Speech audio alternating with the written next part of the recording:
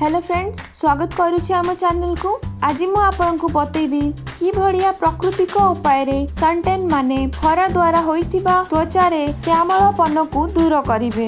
एही उपाय खरा दिने आपनको त्वचा को श्यामल हेबारु रक्षा करिथाय। एहा छडा चेहरा रे थिबा बरळ करा दाग आदि दूर करिबारे उपयोगी होइथाय। एही मिश्रण एक मॉइस्चराइजर भलिया काम करे। एहा सब प्रकार त्वचा रे काम करे। तो आसंतु फ्रेंड्स आरंभ करिबा, किंतु ता पूर्व सब्सक्राइब करंतु आम यूट्यूब चैनल को और ए बेल आइकन को क्लिक करंतु आम विशेष वीडियोस सर्वप्रथम देखिबा पई। एही उपाय पई हमकु दरकार खट्टा दही। गोटे सफा पात्र रे गोटे चामच दही नियंतु, ता संगरे आमे मिसेइबा गोटे चामच महू आपनको त्वचा को पोषण देई थाए। एहा छडा जदि आपनको चेहरा रे व्रण कड़ा दाग आदि थाए, एहा ताकू मध्य दूर करि थाए। एथिरे एंटीबैक्टेरियल और एंटी फंगल गुण थाए, जहा आपनको चेहरा रे हेउथिबा व्रण आदि रो जीवाणु को दूर करि थाए। दही रे मध्य एंटीबैक्टेरियल गुण थाए, जहा आपनको चेहरा रे थिबा कड़ा दाग आदि दूर करी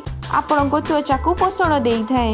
एबे या संगरे मिसांतु गोटे चिमुटा हळदी गुंड। एबे एही मिश्रण को भलो भाबे गोलाई नियंतु। फ्रेंड्स, एही मिश्रण को आपण सोइबा पूर्वरु आधा घंटा पाई भलो भाबे निज चेहरा रे लगै नेबे।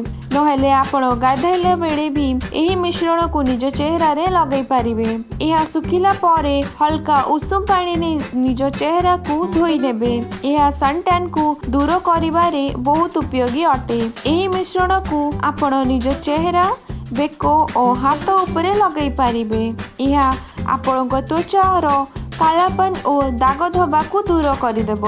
फ्रेंड्स, जदि आपंको आम ये वीडियो भल लगिला तेबे याकू लाइक, शेयर और सब्सक्राइब निश्चय करंतु।